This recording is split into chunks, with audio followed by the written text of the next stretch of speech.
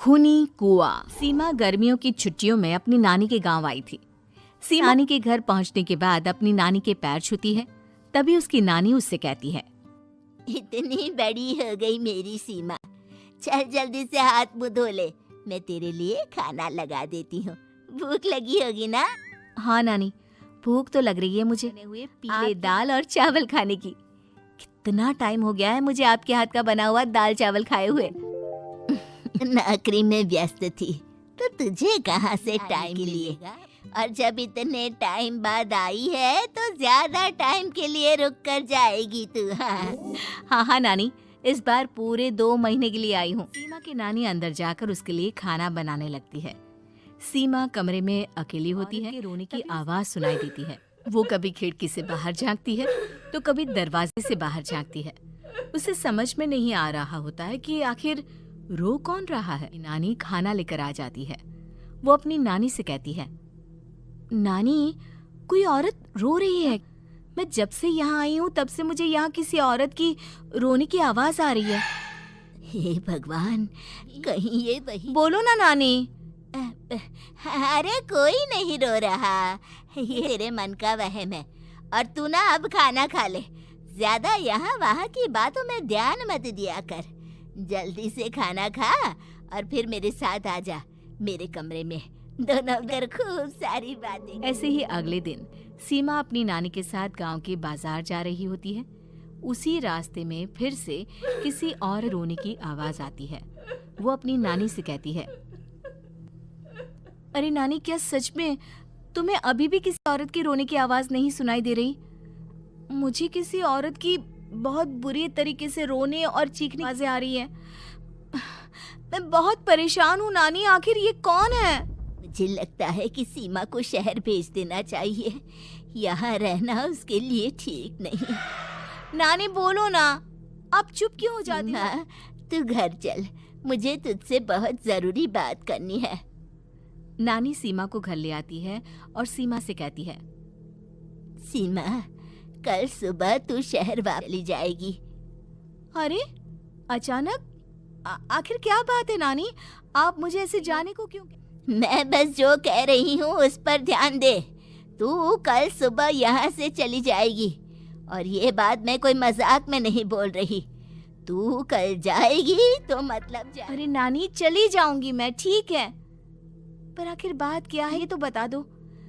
Mummy से कोई बात हुई है या फिर मुझसे कोई गलती हुई है जो तुम मुझे अचानक से जाने के लिए बोल रही हो? देख सीमा, रात बहुत हो चुकी है और मुझे इस बारे में कोई बात नहीं करनी। चल, अब चल के मेरे साथ सो जा। सुबह की बस पकड़कर तुझे शहर भी तो जाना है। सीमा को अपनी नानी का व्यवहार देखकर बहुत ही अजीब लगता है। उसे कुछ समझ में नहीं आ रहा होता है कि आखिर उसकी नानी उसे अचानक से गांव छोड़ने के लिए क्यों कह रही है। ये सारी बातें सोचते सोचते सीमा की आंख लग जाती है और वो अपनी नानी के साथ सो जाती है। ऐसी ही आधी रात को सीमा को फिर से किसी औरत की रोने की आवाज सुनाई देती है। वो उस औरत की आवाज सुनकर बार बार करवटें बदल रही होती है। उसे सपने में भी एक अजीब सी औरत की परछाई दिखाई देती है जो इतना चीख चीख कर रो रही होती है कि सीमा डरकर उठ जाती है।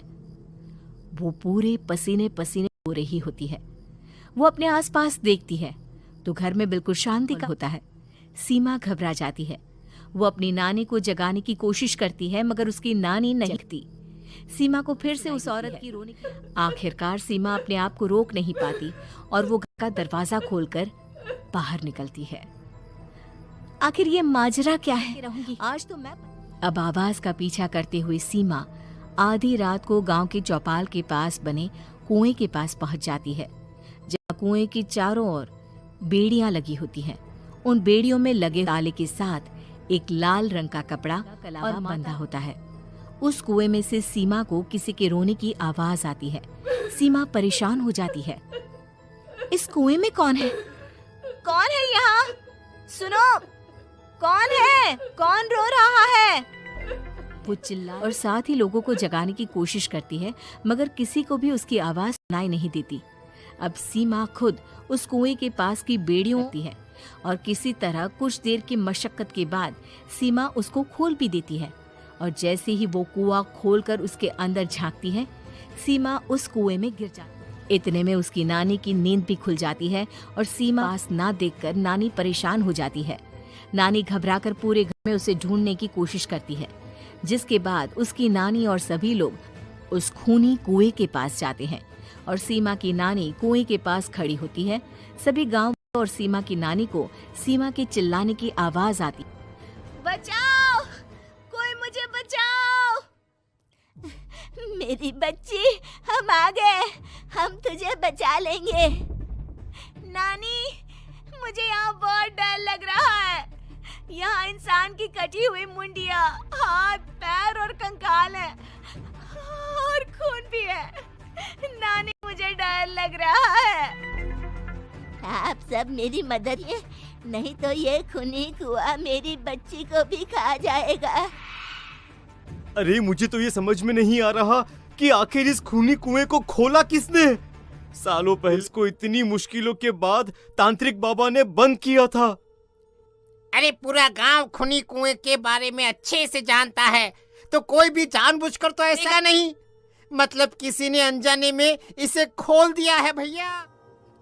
सीमा को इस बारे में मालूम नहीं था और जब वो यहाँ आई थी तभी से उसे किसी औरत के रोने की आवाज़ें भी सुनाई दे रही थी। कहीं सीमा ने ही तो उसे नहीं खोला। अगर ऐसा है तो फिर सीमा का बचना बहुत। वहीं कुएं के अंदर सीमा रोते हुए बैठी होती है कि उसे आवाज सुनाई देती है जो कुएं के बाहर खड़े गांव वालों में से किसी नहीं देता। आज सालों के बाद मुझे ताजा खून मिलेगा। तेरा खून पीकर आज मैं अपनी प्यास बुझाऊंगा।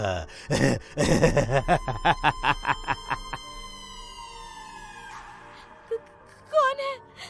कौन है? मत मारो प्लीज, मुझे जाने दो प्लीज। मैंने किसी का क्या बिगाड़ा है? वो तुझे मरने के बाद पता चल ही जाएगा। जितने में गांव वाले और सीमा की नानी कुछ सोच पाते, उतने में उन्हें सीमा के चिल्लाने की आवाज आती है और अगले ही पल सब शांत हो जाता है। क्या हुआ? सीमा, मेरी बेटी। माफ करना बहन, लेकिन अब सीमा वापस नहीं आएगी। हम एक बार फिर से कुएं को बंद कर।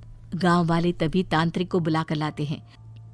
एक बार फिर अपनी शक्ति से तांत्रिक बाबा उस कुएं को हमेशा हमेशा के लिए बंद कर देते हैं और वहां एक बोर्ड लगा दिया जाता है कि यहाँ आना मना है।